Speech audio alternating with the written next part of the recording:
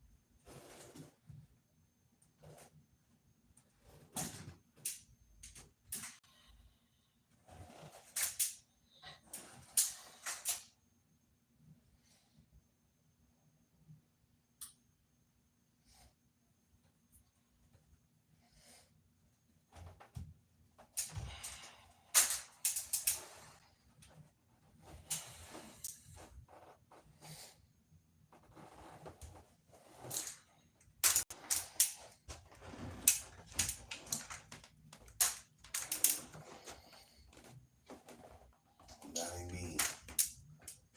I can't read the Bible.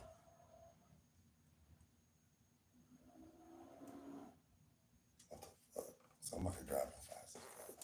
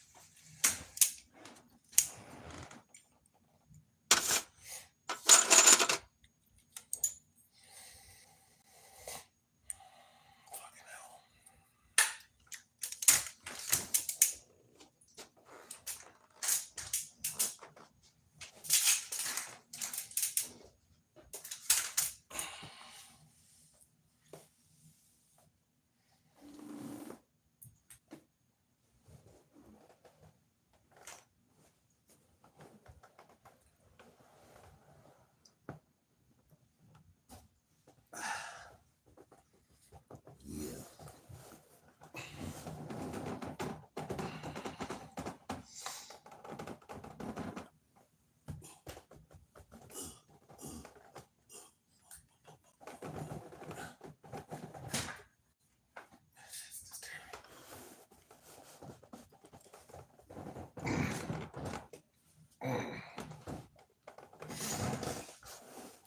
Bloody fucking hell.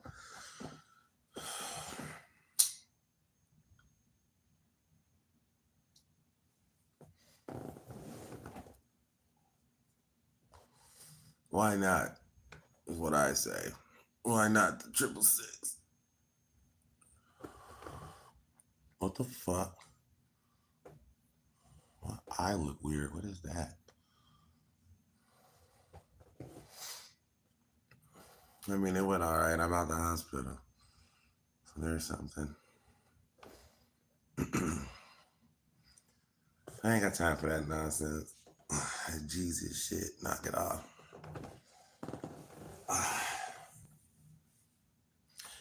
Didn't help me anyway.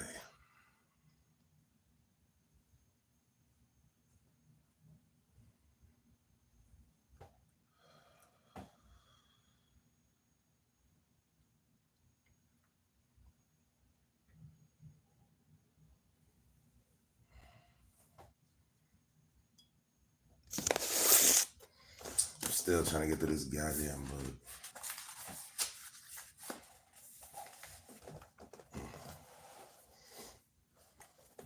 What the fuck I leave on?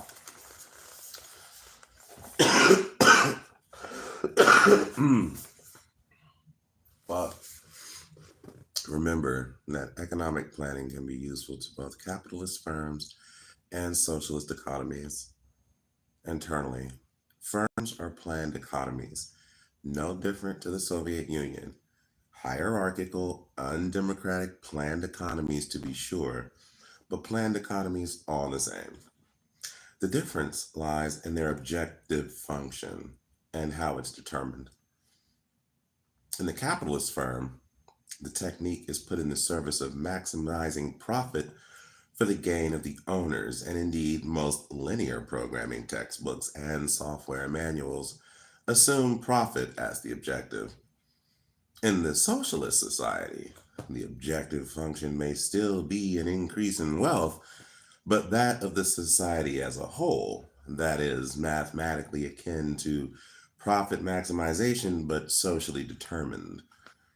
The steady expansion of leisure time might be another objective function, as might the maximization of ecosystem services and minimization of their disruption. In this way, we see how, while the replacement of market allocation with economic planning may be a necessary condition for the realization of socialism, it is not a sufficient condition. It must be married to democracy. And now I'm at the Yugoslav centrifuge. The Yugoslav centrifuge. We still reading the same ass motherfucking book.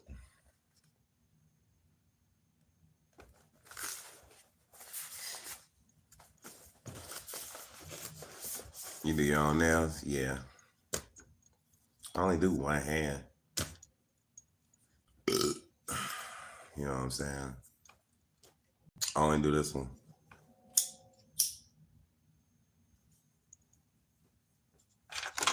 The other one I don't fuck with. You know. Andrew, I'm not feeling too great, to be honest.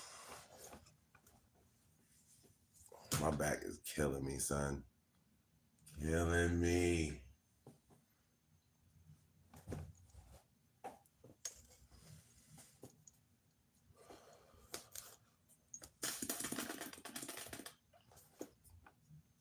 But it's cool. I can sit here and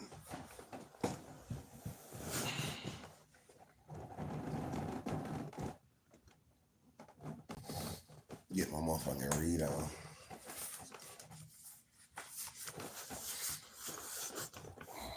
All right.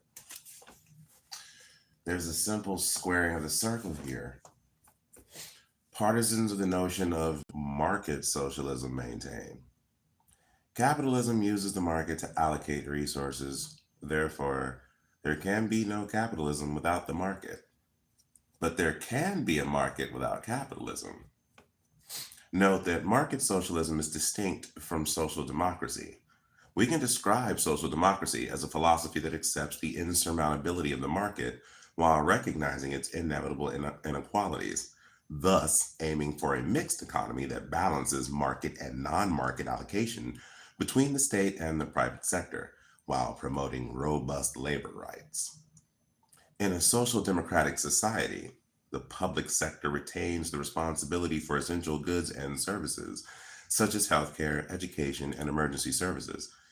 Natural monopolies, such as electricity generation, water management, and the railroads, and strategically important industries, such as steel manufacture, forestry, oil, and mining.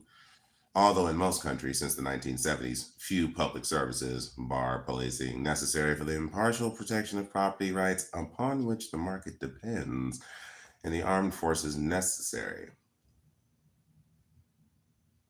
for the maintenance of integrity of the state, remain decommodified. Most utilities have been privatized, and there's almost no public ownership of industry at all. Market socialism, however, is something different entirely. Under market socialism, there is no private ownership of industry, but allocation of goods and services still occurs via the market. Workers own their own enterprises in the form of cooperatives, which, in competition with each other, sell their wares and survive, expand, or fail depending on the demand for them. Due to the vagaries of the market, as in social democracy, some key sectors, such as healthcare, may still be held by the public sector, but it remains a market society. Such a system benefits from the alleged efficient allocation of the market, avoiding bureaucratic sclerosis while eliminating the owning class, the bourgeoisie. Further, there are no bosses and the workplace is democratically managed. But partisans of market socialism have to set aside the reality that the goods and services produced in markets, even socialist markets, will still only be those that can turn a profit. And as we've discussed, the set of things that are beneficial overlaps only in part with the set of things that are profitable. New classes of antibiotic, rural high-speed internet, and crude spaceflight would all be as difficult to deliver under a socialist market as under a capitalist one, without significant planned intervention into the market. Meanwhile, items that are profitable but actively harmful, such as fossil fuels, would still likely be produced. The anarchy of the market also inevitably suffers from duplication and overproduction, and their concomitant manufacture of economic crises. Just as capitalist markets run on profit, the difference between how much it costs to produce something, including wages paid to workers, and how much the product can then be sold for, under market socialism, use of the price signal would also generate excess revenues for the more efficient firms, even if transferred into worker cooperatives, and losses for the unlucky ones. Market socialists then have to explain how this system would redistribute profits equitably among the population. More importantly, how would their solution ensure that the profit motive, one that squeezes more work out of workers and creates incentives to overproduce, does not reemerge? Scaled up, the market and the profit motive create economy-wide cycles of boom and bust that hurt people and waste resources. By their very nature, markets produce inequalities that, so long as a market exists, are only ameliorable, not eradicable. And it has consistently been inequality that has driven extra economic conflict throughout history. This is no abstract discussion. After World War II, Yugoslavia under Marshal Tito embraced a variation of market socialism. The Stalin-Tito split of 1948 sent leaders of the young multinational republic off to seek an alternative path to the bureaucratic Soviet model for the construction of socialism, leading them to experiment with what they called workers' self-management. Under this system, while factories remained formally under state ownership, the workers directed production. Again, admittedly, not with full control, at their workplace. The commodities produced were sold on the market, and then the workers at a particular enterprise kept the surplus revenue themselves. As for the role of market forces steadily expanding under Tito, particularly with the abolition of central determination of wages and the advent of personal income's dependence upon the success or failure of a particular enterprise, competition between enterprises increased, and inequality grew between workers, skill categories, workplaces, sectors, and most ominously, regions. Inevitably, some factories will be superior to others at producing commodities, or have the luck of being located in a more developed region with higher education levels, better transport infrastructure, or any number of advantages. The state tried to balance this out through redistribution, regionally preferential policies such as the taxation of more profitable enterprises to fund the industrialization of less developed regions or to support agricultural areas. But this in turn provoked regionally based contestation of policies and investment decisions. University of Glasgow, economic historian Vladimir Unkovsky-Korika has argued that particular workplaces tended to identify less with the polity as a whole than with the interests of their enterprise management or their regional government. The first labor strike in the young country occurred as early as 1958 in an order mine in the in an older mine in the wealthy Republic of Slovenia, driven by resentment at the channeling of what workers viewed as their wealth into the amelioration of regional inequality. But this was not merely better off workers getting humpty about high taxes. Any effort to balance out inequality, necessarily a centralized endeavor, risked being seen as a return to Serb hegemony. As if it were not enough to be caught between the twin dangers of an egalitarian centralism viewed as Serbian chauvinism on the one hand and a revival of regional nationalism on the other, Yugoslavia also faced the challenge of a rising balance of trade deficit, and as much as a third of inward investment being dependent on foreign aid. Worse still, while initially this aid had come in the form of grants by the 1960s, these grants had turned into loans. The government responded with a greater orientation toward exports, which in turn benefited some factories and regions more than others. The strategy of integrated development of the whole country was ultimately abandoned in 1963 via the dissolution of the Federal Investment Fund under regionalist pressures. Its funds distributed to local banks, which only accelerated the centrifugation of Yugoslavia while undermining economies of scale and a rational, regionally appropriate division of labor. The market logic of enterprise competing against enterprise predictably drove the reestablishment of workplace hierarchies, as well as ever greater emphasis on financial shenanigans and marketing skills at the expense of production. The latter largely historically viewed by socialists as a wasteful carbuncle that squanders otherwise useful resources, the quintessence of capitalist irrationality. Wasteful investment and unsuitable loans proliferated as underperforming enterprises attempted to improve their position in the market. To service these onerous debts, the reestablished managerial hierarchy, aided by a withered self management apparatus, did what any normal capitalist manager does: squeeze wages and conditions. Unemployment made its return to the land, and all this before the global economic crises and oil shocks of the 1970s. What are you doing? Donnie B. Donnie B, I know you're in there. I know you're in there.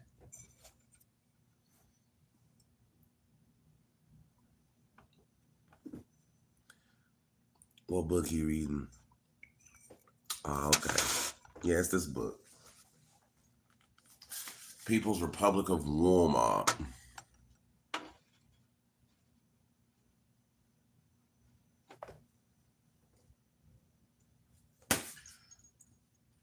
Why'd you ask?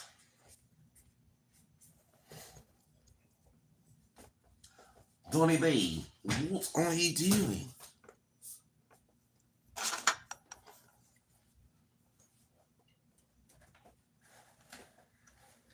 I can see you.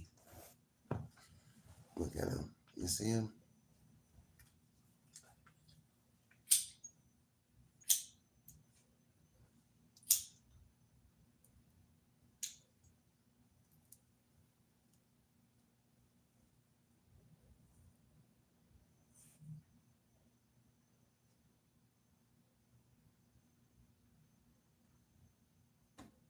What are you doing in the window? Hey, what, is your mom out there? I don't believe she outside. I believe she in here. Is it right now, D? So, what?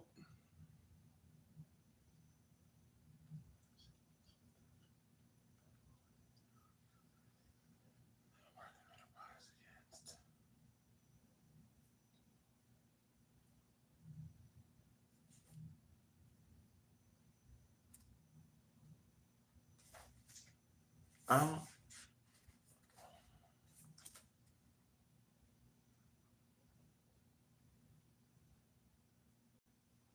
I don't remember where I left off.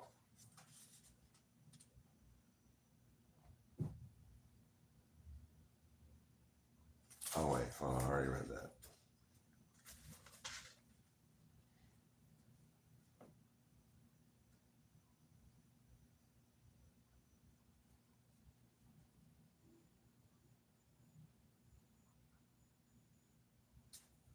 Mm-hmm.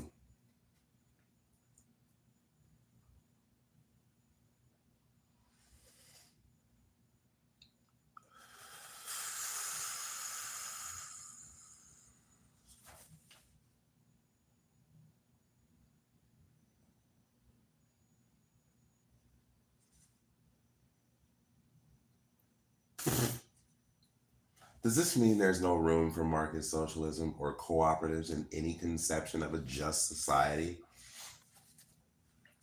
It depends on what time frame we consider.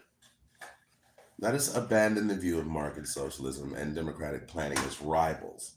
Instead, view cooperatives and market socialism, or elements of it, as bridging mechanisms toward decommodification and planning that build the confidence of ordinary people in their own capacity to govern a workplace without bosses and ultimately to govern the entirety of the economy. There may also be particular commodities or sectors that are harder to decommodify than others, as we saw in the early Soviet Union and Mao's China. While much of heavy industry was relatively straightforward to decommodify, at least as easy as was at least as easy as was its decommodification by any capitalist state, such as for steel and coal production in post-war Western Europe. Attempts at decommodification of agriculture underlaid the barbarisms for which these two regimes are most known, the Holodomor, there it is, and the Great Leap Forward. One of the key lessons from the history of really existing socialism, that is, the Stalinist, Maoist, or Titoist variety, is that we need to keep an open mind as to what works. Experimenting with different economic forms and being comfortable with changing course, abandoning hypotheses in the face of new evidence. So, what went wrong in the Soviet Union? Francis Spufford's novel Red Plenty is at least in part the tale of how Kantarovich failed in his efforts to have his scheme adopted, but was nevertheless so convinced of his strategy that, as Spufford notes, he was still writing letters to the Politburo, pushing it until he died in 1986. The challenge was the need to go beyond in principle and toward in practice. I gotta close this window, dude.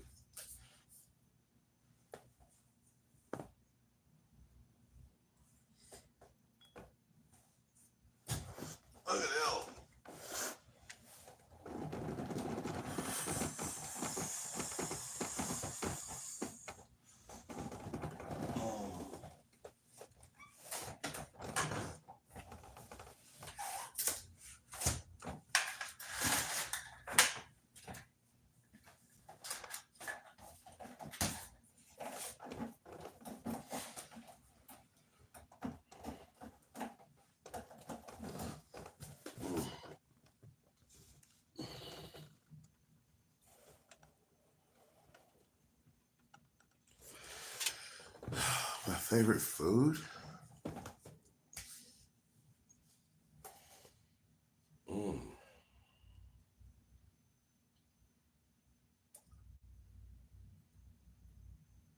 I mean, I want to be honest. I'm gonna say a doner kebab. If you've ever been to Germany and I got you a doner kebab, oh god, that shit is the best. Like I want to go back to Germany just to get one of those because it's the fucking shit. It's like tiki sauce. They put all that shit in that fresh man. Everything about the doner kebab slaps, and that's like probably my favorite. But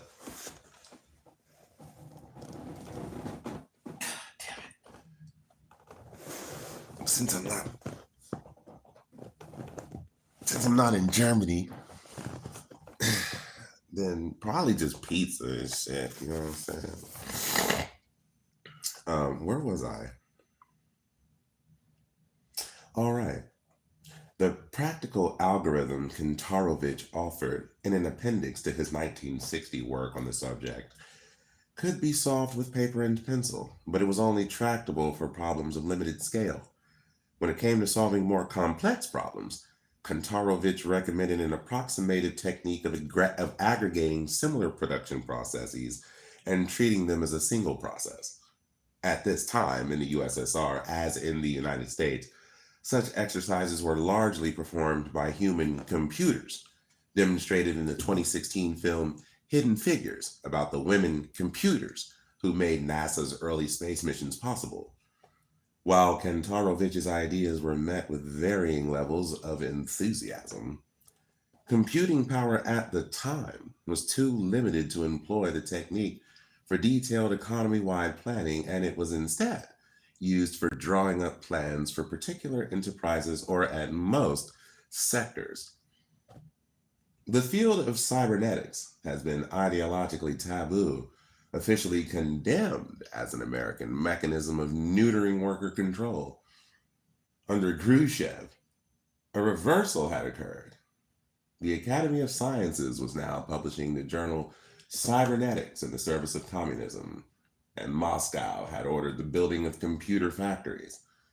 Viktor Glushkov, the founder of Soviet cybernetics, even got the green light from the premier to develop a decentralized computer network, a Soviet internet, but it was never completed.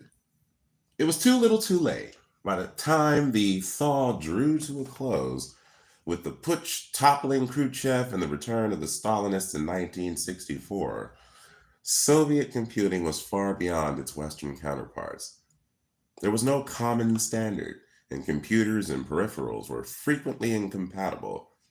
The country's limited computing power was a primary reason for the failure of its manned lunar program. And in the early 1970s, the Soviet leaders decided to abandon development of a domestic computer industry, opting for pirating Western computers instead. Added to this abandonment of computation, authoritarianism did not disappear, and it was revived under Brezhnev, once again undermining the quality of information needed to engage in planning. And once the great economic cushion of oil was discovered in Siberia, the cyberneticians, computer scientists, and economic reformers who were still committed to planning appeared no longer to be needed. The next version of economic reformers in the 80s would be a more market oriented variety who had all but given up on the idea of planning and socialism. After the fall of the Soviet Union, the debate naturally became something of an academic discussion rather than a live controversy, and certainly a discourse that was lost to those engaged in day-to-day social justice struggle. But in the 1990s, two progressive computer scientists, Paul Cockshott, the University of Glasgow, and his collaborator, economists Alan Cottrell at Wake Forest University, began to argue in a series of academic papers that improved algorithmic techniques had once again made the question worth exploring. Is that right?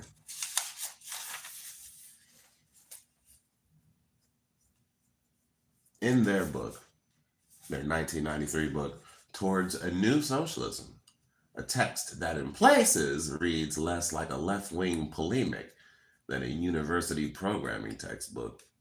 Cockshott and Cottrell argue against the idea that planning is destined to fail, employing new knowledge from the world of computer science. Quote, modern developments in information technology open up the possibility of a planning system that could outperform the market in terms of efficiency in meeting human needs, as well as equity. End quote. Computers are better than markets, so went the argument. All the worries of Mises and Pareto that while in theory socialist economic calculation is no different from market calculation, it remains impractical or being made moot by technological change. However, they contend, while the project is made easier by some level of technical sophistication, it is not so much the availability of super-fast central computers that has been a major constraint. A distributed planning network of quite modest personal computers linked by an economy-wide telecommunications system and employing a standardized system of product identification in computer databases would be sufficient. It would, however, require universal access to computers and the free flow of information. Given a new lease on life by the advent of new technologies, the debate has continued into the 2000s. A 2002 rejoinder to the Cockshott-Cottrell perspective from Polish logistician Witold Marczewski of the University of Warsaw argued that socialist planning would require what are called super Turing machines or hypercomputers, theoretical computers that go beyond the computability of standard computers, which some claim are not only physically impossible to build, but logically impossible to devise. And in 2006, Robert Murphy, a young Austrian school economist with the Pacific Research Institute, a Californian free market think tank, employed set theorist Georg Cantor's diagonal argument to claim that the list of prices in any planning board's matrix would need to contain not merely billions or trillions of prices, but, as with the set of all real numbers or set of all subsets of integers, an uncountably infinite number of them, therefore making economy-wide socialist calculation impossible in principle, not just in practice, because the full list of all prices could never be listed. But think about it this way. However large the set of integers is, stretching off into infinity, given an infinite amount of time, you could count them just listing one after the other. But the infinity of real numbers that fits between just 0 and 1 is even larger, containing an infinite number of such infinite strings of integers, and so it could never, even with an infinite amount of time, be counted. It is this second sort, an uncountable infinity, that Murphy says describes the full set of prices needed to engage in planning. Essentially, Cockshott, Cottrell, Marczewski, Murphy, and a handful of others had revived the long dormant calculation debate, but recast it as a problem for the field of computational complexity theory, a branch of theoretical computer science that seeks to classify the inherent difficulty of different sorts of problems and the resources needed to solve them.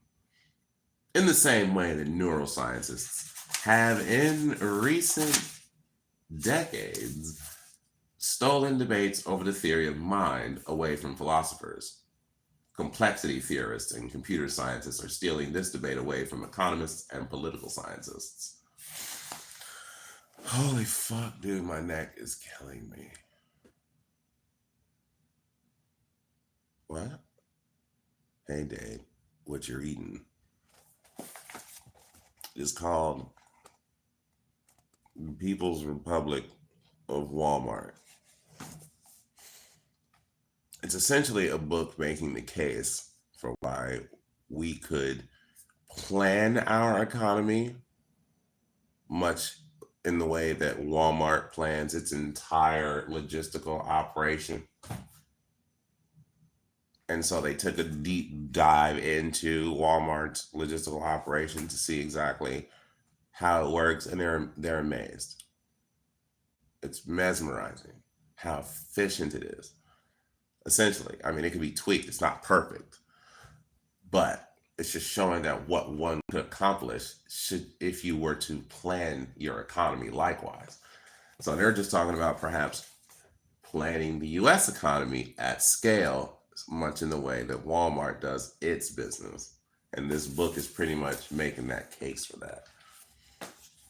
I mean, it's just an idea, you know what I'm saying? We're just researching ways to get out from under this exploitative bullshit ass system that's clearly not working for everybody.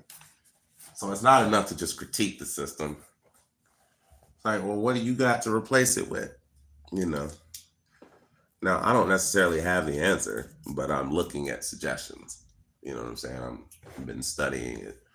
Now, I've already read this book before, so I already kind of know what, you know what I'm saying? But I already know the case they're making, but it was harder for me to read the first time. But it's easier for me to read this time. So I feel like I get a better understanding of it.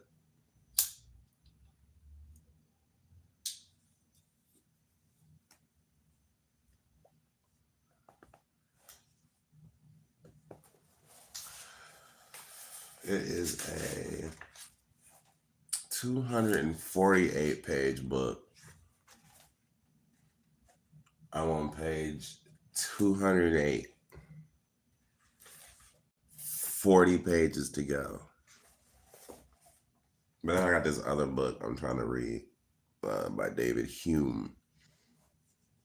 That I'm really like. I mean, I've already started on it, but it's a big fucking book. Holy shit!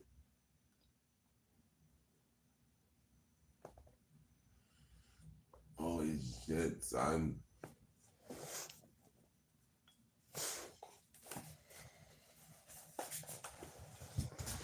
So I don't know. So if like you have this book, you could have just fuck. It hurts to cough.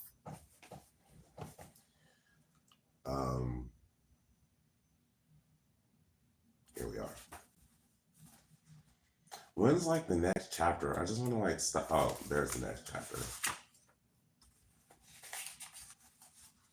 Like I'll stop at the next chapter. You know what I'm saying? The next chapter is, oh man, this is a good one too. Next chapter, chapter 9. They talking about Salvador Allende. You know what I'm saying? But we're not gonna read that one today.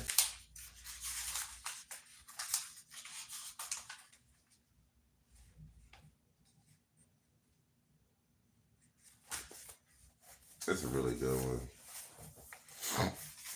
I was gonna instead of reading this, I was gonna read the Bible. Like I was gonna have that shit in the background. But I was like, fuck that shit. You know what I'm saying? Like I read the Bible all the time as it is. I got a couple videos I'm ready to do tomorrow. They gonna be mad, these Christians.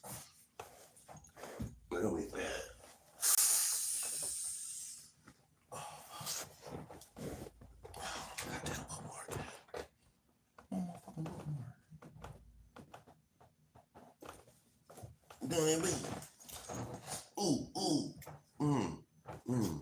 I feel like I touched the wound and shit. Oh, here we go.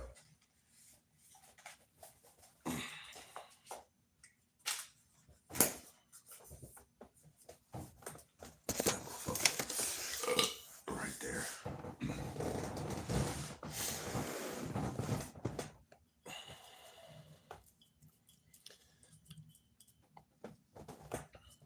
Too many billionaires on this planet. You right, man. Way too many, son.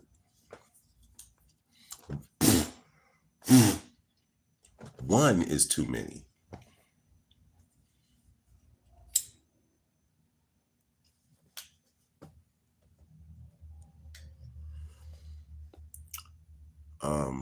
Have you read 1495 or People's History of the Americas? I swear we're still dealing with 1800s robber barons. I have not, but I still have a few books. Like I got a book on Reconstruction that I haven't even started yet. It's a big ass, deep ass, thick ass book. But I also, like I said, I'm wanting to finish this book by it's called A Treatise on Human Nature. I think that's what it's called, by David Hume. I really want to finish that, or at least get into it, because that's going to take all of my um, like mental acuity or whatever. You know what I mean? Because that's a God, that book. Like you can't just read it. Like you got to like contemplate on that shit. Um, what? Do I look like a motherfucking Christian? Hell no. No, sir. I'm an atheist.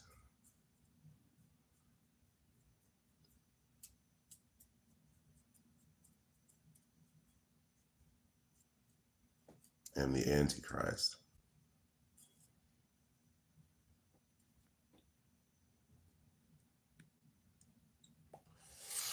Eric von Daniken's book, Chariots of the Gods. Interesting stuff. I mean, I don't read nonfiction, is what I'm saying. You know what I mean? Like, I only read shit that's like facts. You know what I mean? Like, I got like a lot of history, political science, American history, a lot of like American foreign policy focused books, a lot of shit about like the experience of the LGBTQ community, the experience of the black man in the United States, like all kinds of shit. Like I got shit about like religion, the historicity of Jesus, books on like how motherfuckers used to be priests or pastors or preachers and now they're atheists.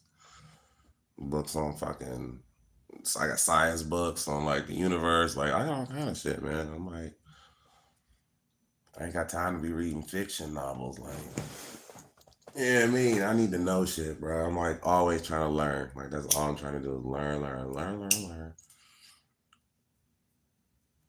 I can never know enough. What you puffing on, bro? I don't even know what to tell you what this is, son.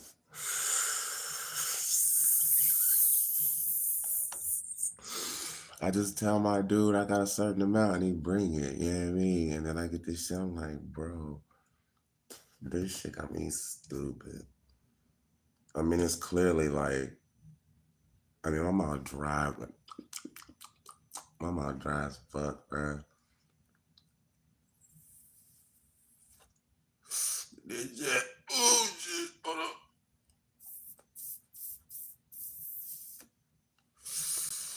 Shit.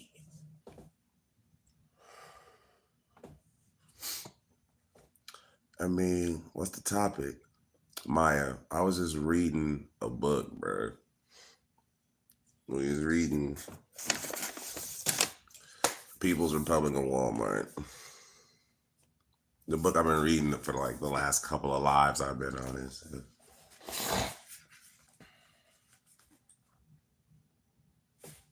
But I paused for the cause. I was gonna try to read to get to chapter 9, but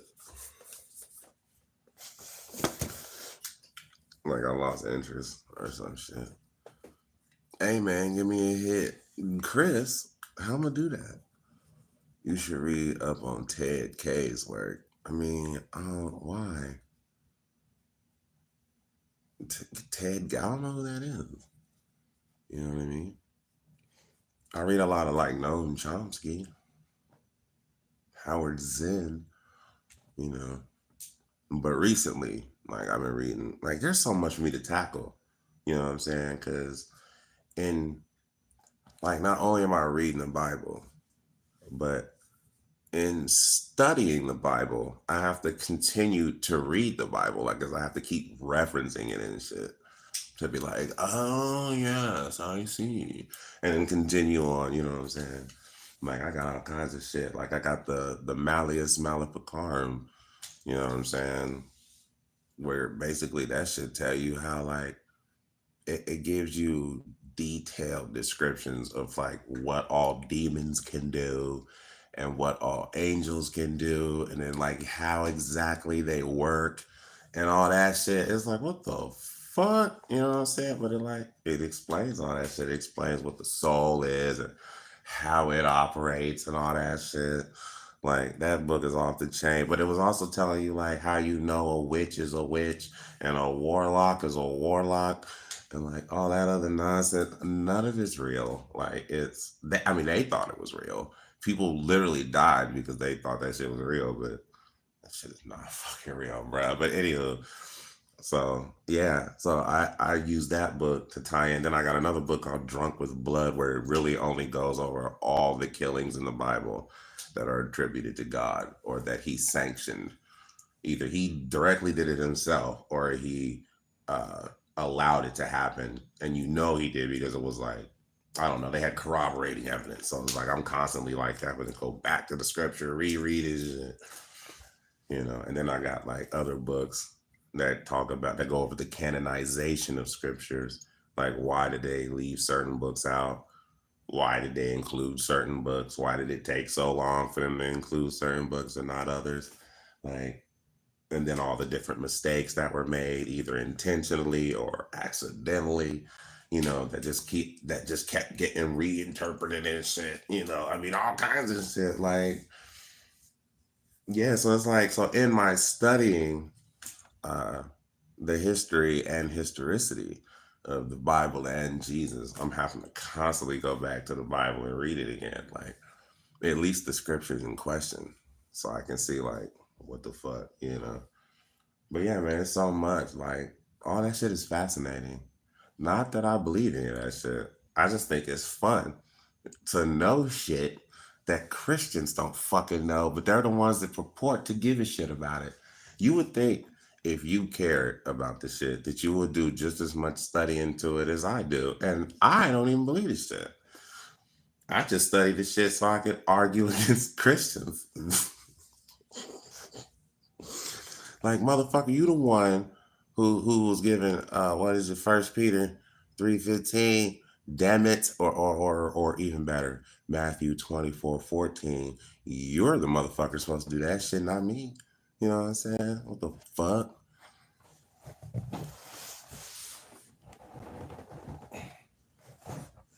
And yeah, I'm being judgmental because I don't follow the edicts of the Bible. Christians do.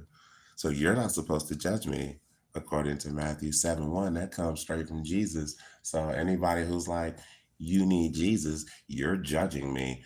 And you're not supposed to do that according to Matthew 7:1. So I need you to knock it off. Or when you call me like I love when Christians are like, they'll call me a name, like, look at this idiot. Oh, you know where he's going. It's like, see, what you're doing is judging me. And that's the number one thing that these hypocritical Christians do in my comments in response to my videos. That's why I just eat, I just eat it up.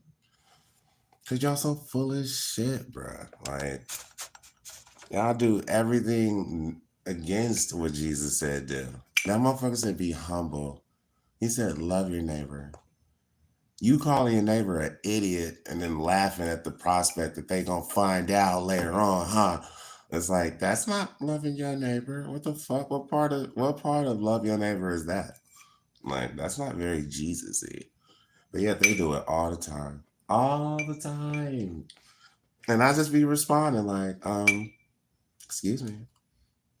Matthew 7:1 says, judge not, bitch. Or Matthew 5:22, where he like, don't you call me a fool if you want to, but it says but if motherfucker who call a motherfucker a fool is also in danger of hellfire. So maybe you shouldn't call me a fool because again, that would not be loving your neighbor. And that is what Jesus said you were supposed to do. You're supposed to love your neighbor. So what the fuck are you doing? Calling me a fool or laughing at the prospect of me burning in hell forever? You'll see, buddy. It's like, excuse me. No, I won't. Why don't you make the case that I'll see? Because all the evidence suggests that once we die, we don't see shit. You know what I'm saying? Once you dead, you don't see shit. But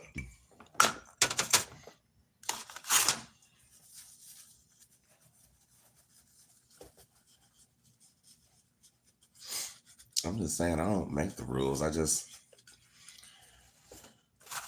I'm rational. What we got here? Yo, he live. Let's go.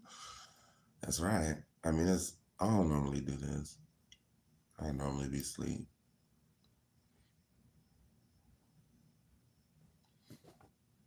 Maybe you should check nudes before you get into there. Right? Wait, what? I'm so lost. God in the mosh pit. You already know. How's your back? Not great. Not great at all.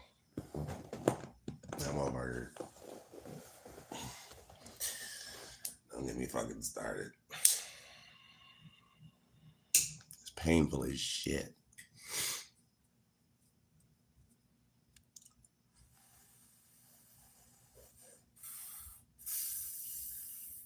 The bubble guy.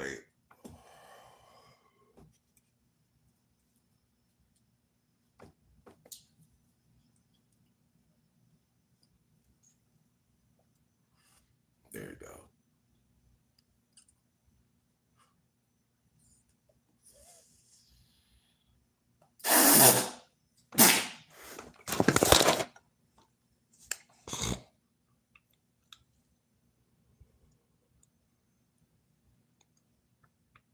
What's up, Anthony? Oh, shit. Too bad some atheists can be right-wingers, libertarians. I know, right?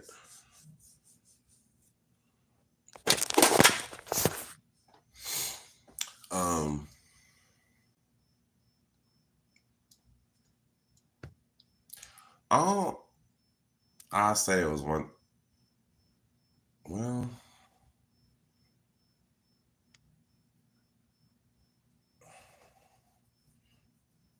I don't have too many interactions with religious people. You know what I'm saying? Like, there's been religious people who have been making remixes of my videos, but I don't respond to them. I'll go look at it. Like, I didn't even know they was remixing my videos and shit. But like, I'll go and look at it. But I won't like comment. I won't like it. I won't thumbs down it. I just look at it and keep going. Cause I don't want to give them no, you know what I'm saying? I don't want to help them out at all in the algorithm. Cause they just mad. But cause they'll never have an argument. It's like, well, if you have a problem with what I said, show me where I'm wrong. Make an argument. Make your case. But they never do. It's just more bald assertions that they don't back up at all with any sort of evidence or anything. So it's just like, I'm not going to waste my time responding to it then. Or if it's like a kid, I'm not responding to no kids, dog. Because like a couple kids have responded like to my videos, but I'm not doing that, you know. What would be a good way to get my family to stop shoving church in my face?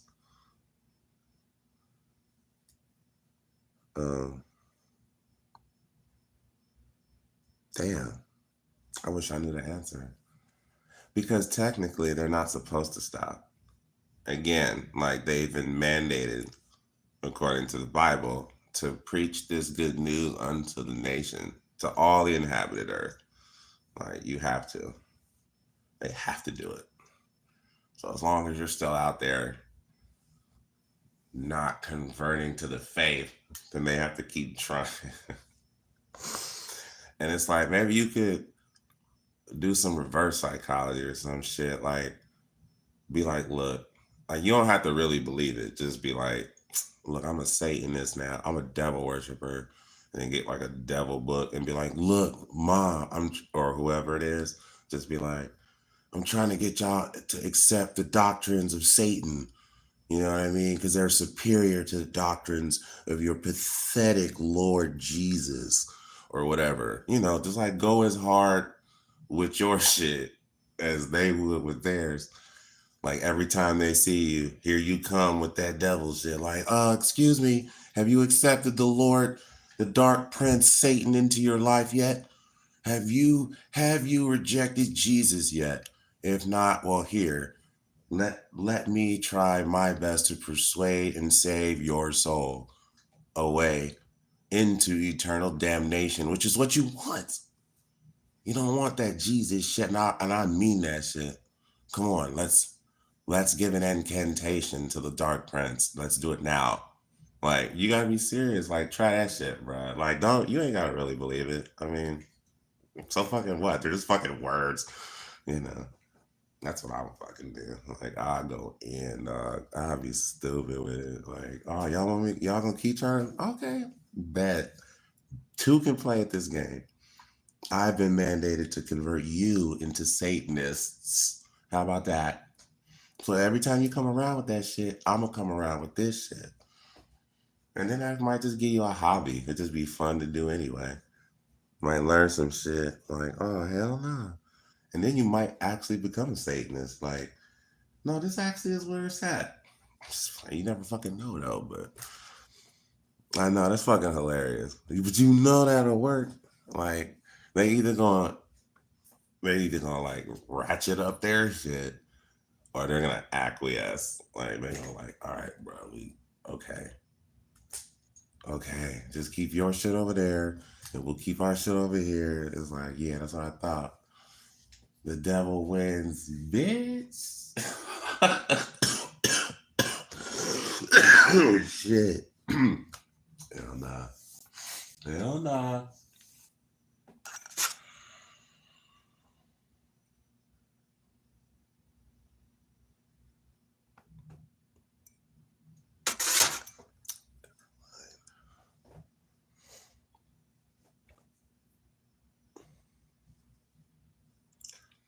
Do you like drinking?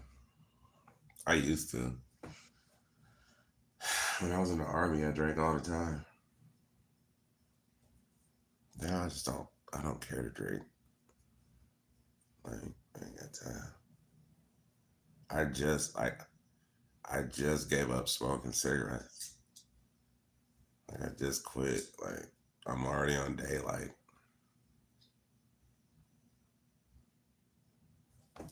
Hold on. Last time I had a cigarette was Friday. Saturday, Sunday, Monday, Tuesday, Wednesday, Thursday. So it's been like 6 days. It's almost been a week. It's almost been a week since I quit. I got home from the hospital and I started to light up a cigarette. And I was like, you know what? Fuck it, dog. I just threw the whole pack away. It was like, I ain't had a cigarette. But at the time, it was like 4 or 5 days. So I was like, well, man, so just keep it going. You know what I'm saying? I've already kind of gotten over the hardest part of it just by, because I couldn't even focus on it because I had this other pain going on. So I wasn't able to focus on the not having a cigarette pain. So that kind of, so I was like, shit, I may as well just keep it going. And it's not been easy. I keep thinking about getting a cigarette. Like, that's just been who I am. That's been part of me since 16. Like, I've been smoking cigarettes. So, like, the last time I had the opportunity to stop smoking cigarettes, I took the first opportunity to get right back into it. Like a fucking idiot. So now that I got this opportunity to stop, I'm taking it. So it's not been easy. But so far, one day at a time. So every day I'm like, today I won. You know what I'm saying? Today I won the fight. Like now, we don't know what'll come tomorrow. Hopefully I'll win another day. But like that's what I look at it. Like every day I'm like, yes, I won today. Fuck yeah. Cigarettes didn't win, you know. So we'll try to keep that going. Hopefully that starts to the benefits start to manifest rather quickly. That's what I prefer. You know what I mean?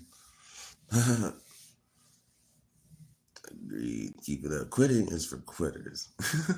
Keep disappointing me for the love of the goddess above. You are so ridiculous. Satan, y'all do. I don't believe in Satan. Yes, you do. You believe in God and Satan, but you choose to worship God. I don't believe in either of them. Good mindset, amigo. You need your own Discord server, dude. Probably, dog. I need to get a mic, though. Like, I need to get a laptop. I need to get a mic. But I can't focus on none of that right now because I need to pay for this medical bill that I just fucking got for this hospital stay. Holy shit. You know what I'm saying? Like, I should show y'all, just take a picture of the first bill. And that was just for like the first day or two. Like, I was there for like 4 days and shit. Like, that's just for the first day or two. Show y'all what that bill was. That was almost $3,000. I'm like, what the fuck? For what? Like, we didn't even have a surgery yet. I don't even want to know what it is after the surgery. But that's why we set up a GoFundMe. So like, motherfuckers try to help. Because I ain't gonna be able to go to work. Like, if y'all ain't know, I work in manufacturing for a small company, so it's not even a big, you know what I'm saying? So they don't even offer FMLA or nothing like that. So they just like, bro, we don't know what to tell you. Like, we'll hold on to your job, but like, we'll hold on to tell you. I'm like, so I don't know. I had to try to sign up for Medicaid and shit to try to pay for the bill, but I ain't heard nothing from that yet. Like, what?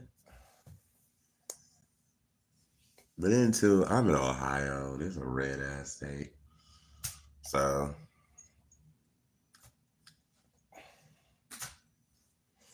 you know, most of the kids that grew up Christian I knew, including me, didn't stay Christian. There's a reason. I mean, because it's ridiculous. Like, yeah, Blair, I do have a GoFundMe. Let me see if I can I put it in the chat? Yeah, let me put it in the chat. I don't even know how to do it. Um,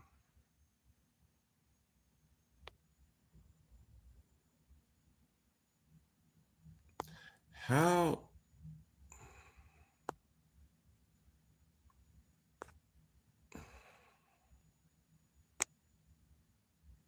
Okay, hold on. All messages. Okay. Now, what if I want to type a message?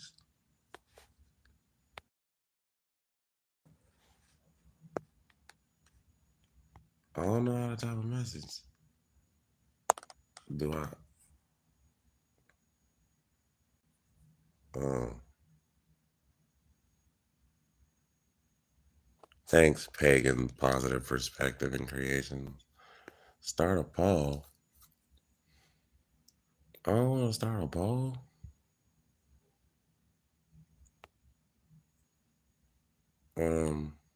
What's this? Oh, no, I don't want to do that. What's what's this? No, what's this? What's this? Okay, not that. What's this? Um, fuck. Well, I do have a